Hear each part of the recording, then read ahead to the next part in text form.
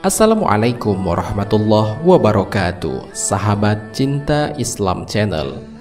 Setiap orang pasti berharap ketika berada di akhirat untuk bisa masuk ke dalam surga.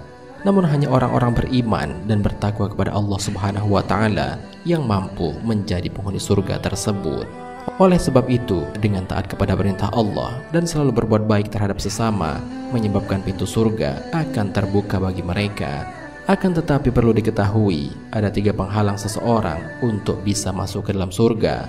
Hal ini sudah pernah diperingatkan oleh Rasulullah SAW agar kita dapat menjauhi hal-hal itu. Lantas, apakah penghalang seseorang untuk masuk ke dalam surga itu?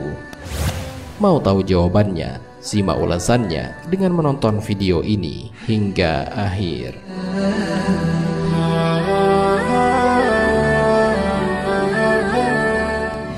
Sebelum lanjut, bagi kalian yang belum subscribe, silahkan untuk menekan tombol subscribe terlebih dahulu. Aktifkan lonceng notifikasinya. Bagikan video ini kepada teman-teman kalian agar semakin banyak orang yang mendapatkan manfaat dari channel ini.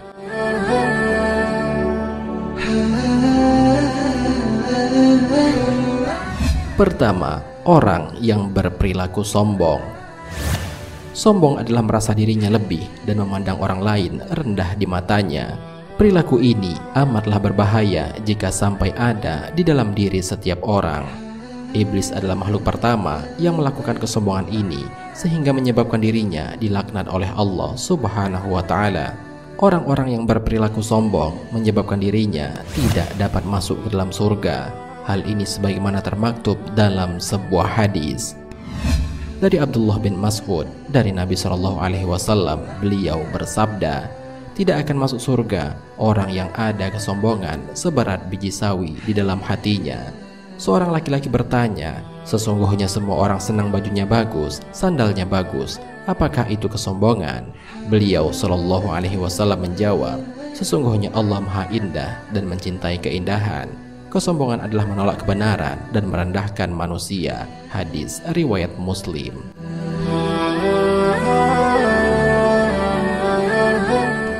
Di antara bahaya sifat sombong di dalam diri menyebabkan pelakunya masuk ke dalam neraka. Hal ini dijelaskan oleh Allah Subhanahu wa Ta'ala di dalam Al-Quran. Masukilah pintu-pintu neraka jahanam itu, sedang kamu kekal di dalamnya. Maka neraka jahanam itu seburuk-buruk tempat bagi orang-orang yang menyombongkan diri. Al-Quran Surat Az-Zumar ayat 72.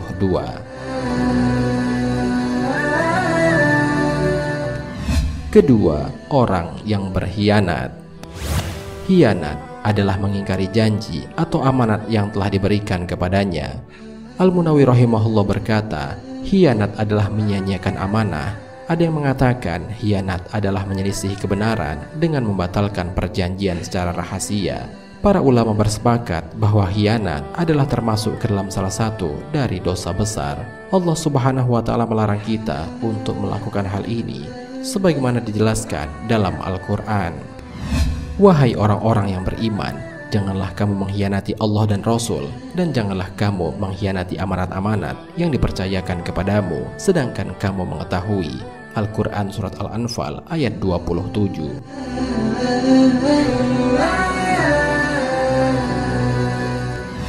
Orang-orang yang masih tetap berperilaku khianat dalam hidupnya akan menjadi sebab terhalangnya untuk masuk ke dalam surga dan menjadi jalan untuk masuk ke dalam neraka. Hal ini sebagaimana dijelaskan dalam Al-Quran.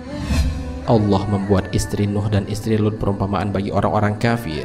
Keduanya berada di bawah pengawasan 2 orang hamba yang soleh di antara hamba-hamba kami. Lalu kedua istri itu berkhianat kepada kedua suaminya. Maka kedua suaminya itu tiada dapat membantu mereka sedikit pun dari siksa Allah. Dan dikatakan kepada keduanya, masuklah ke neraka bersama orang-orang yang masuk neraka. Al-Quran Surat At-Tahrim ayat 10.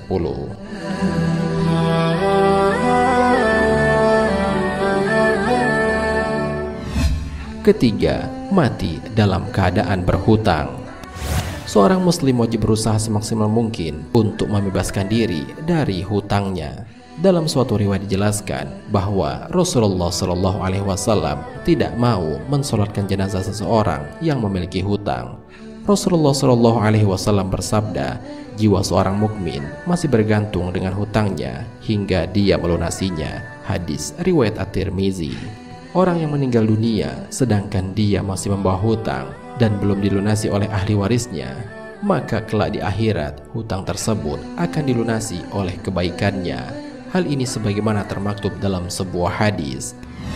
Barang siapa yang mati dalam keadaan masih memiliki hutang 1 dinar atau 1 dirham, maka hutang tersebut akan dilunasi dengan kebaikannya di hari kiamat nanti, karena di sana tidak ada lagi dinar dan dirham. Hadis riwayat Ibnu Majah.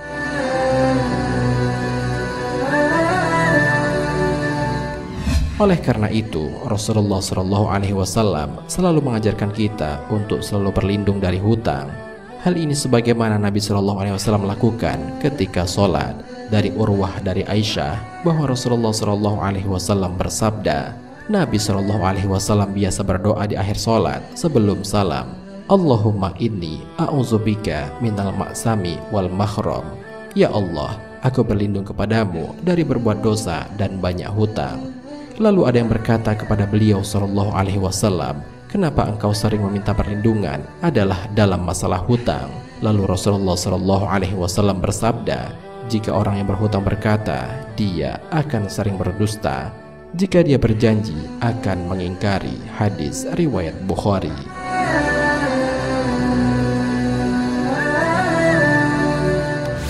Sahabat Cinta Islam Channel, demikianlah ketiga hal yang menyebabkan seseorang terhalang untuk masuk ke dalam surga. Sudah selayaknya kita sebagai umat Islam untuk menjauhi hal-hal tersebut.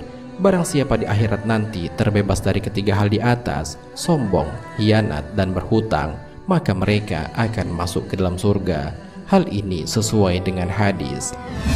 Barang siapa yang datang pada hari kiamat dalam keadaan bebas dari 3 perkara, yaitu takabur atau sombong, hianat, dan hutang, maka mereka akan masuk surga. Hadis riwayat An-Nasa'i dan Ibnu Hibban. Wallahu a'lam bishawab. Jika terdapat kesalahan dalam penyampaian ini, admin mohon maaf dan itu merupakan kesalahan dari admin sendiri.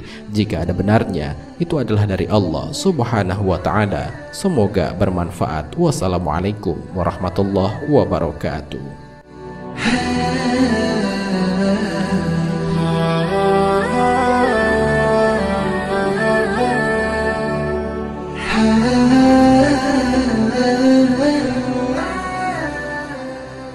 شكرا يا ربي شكرا